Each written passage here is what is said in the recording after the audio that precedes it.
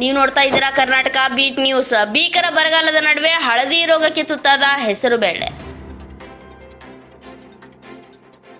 ಗದಗ ಜಿಲ್ಲೆಯ ಶಿರಹಟ್ಟಿ ತಾಲೂಕಿನಲ್ಲಿ ಭೀಕರವಾದ ಬರಗಾಲದ ಛಾಯೆ ಆವರಿಸಿದ್ದು, ಇದರ ಮಧ್ಯೆ ಇದ್ದ ಬೆಳೆಗಳು ಕೂಡ ಹಲವು ರೋಗಗಳಿಗೆ ತುತ್ತಾಗುತ್ತಿವೆ. ಚಬ್ಬಿ ಗ್ರಾಮದ ರೈತ ರವಿ ಲಮಾಣಿ ಎಂಬುವರು ಕೈಗಡ ಸಾಲ ಸೋಲ ಮಾಡಿ ಅಂದಾಜು ಸುಮಾರು 30,000 ರಿಂದ 40,000 ರೂಪಾಯಿ ಹಣ ಖರ್ಚು ಮಾಡಿ ತುಂಬಾ ಕಷ್ಟಪಟ್ಟು 2 ಎಕರೆ ಜಮೀನಿನಲ್ಲಿ ಬೆಳೆಯಲಾದ ಹೆಸರು ಬೇಳೆ ಈಗ ಸಂಪೂರ್ಣವಾಗಿ ಹಳದಿ ರೋಗಕ್ಕೆ ತುತ್ತಾಗಿ ರೈತನಿಗೆ ಈಗ ದಿಕ್ಕು ತೋಚದಂತಾಗಿದ್ದು ಕಣ್ಣೀರು ಹಾಕುತ್ತಿದ್ದಾರೆ. ರವಿ ಲಮಾಣಿ ನಮ್ದು ಹೊಲ ಇಷ್ಟು ಎಕರೆ 2 ಎಕರೆ ಹಾಕಿದ್ವಿ. 2 ಎಕರೆದಾಗ ಏನು ಬೀಜ ಗೊಬ್ಬರ ಎಲ್ಲ ಹಾಕಿದ್ವಿ.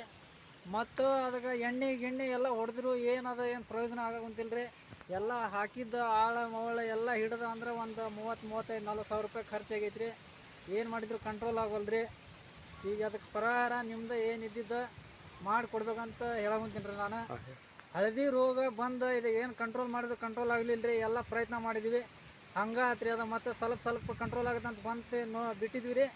ಮತ್ತು ಅದು ಹಂಗೆ ಆಗಕ್ಕೆ ಚಾಲು ಮಾಡ್ತಾ ಅದಕ್ಕೆ ಬಿಟ್ಟಿದ್ವಿ. ಏನು ಪ್ರಯತ್ನ ಮಾಡಿದ್ರು ಮುಂದಕ್ಕೆ ಏನು ಆಗಲಿಲ್ಲ ರೀ. ಅದಕ್ಕೆ ಈಗ ಏನು ಮುಂದಕ್ಕೆ ಏನಾಗಿತ್ತು ನೋಡೋಣ ಅಂತ ಬಿಟ್ಟಿವಿ ನೋಡ್ರಿ ಅಂತ ಹೇಳೋಂತೀನಿ.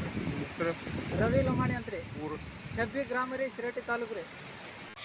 ಶಿರಹಟ್ಟಿ ತಾಲೂಕಿನ ಮುಂಗಾರು ಪೂರ್ವ ಮಳೆಯ ಉತ್ತಮವಾಗಿ ಸುರಿದ ಪರಿಣಾಮ ರೈತರು ಜಮೀನು ಹದಗೊಳಿಸಿ ಮೆಕ್ಕೆಜೋಳ ಹಾಗೂ ಹೆಸರನ್ನ ಬಿತ್ತನೆ ಮಾಡಿದ್ದು ಬೆಳೆಗಳು ತುಂಬಾ ಚೆನ್ನಾಗಿದ್ದು, ತದನಂತರ ಮಳೆ ಕೈಕೊಟ್ಟ ಪರಿಣಾಮ ಹಾಗೂ ಹವಾಮಾನ ವೈಪರೀತ್ಯದಿಂದ ಈಗ ಇದ್ದ ಬೆಳೆಗಳು ಸಹ ಒಣಗುವ ಮೂಲಕ ರೋಗದ ಬಾಧೆಗೆ ತುತ್ತಾಗುತ್ತಿವೆ.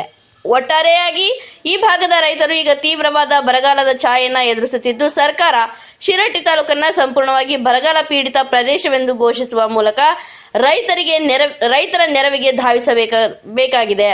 ವರದಿ ಚಂದ್ರಶೇಖರ್ ಸೋಮಣ್ಣವರ್.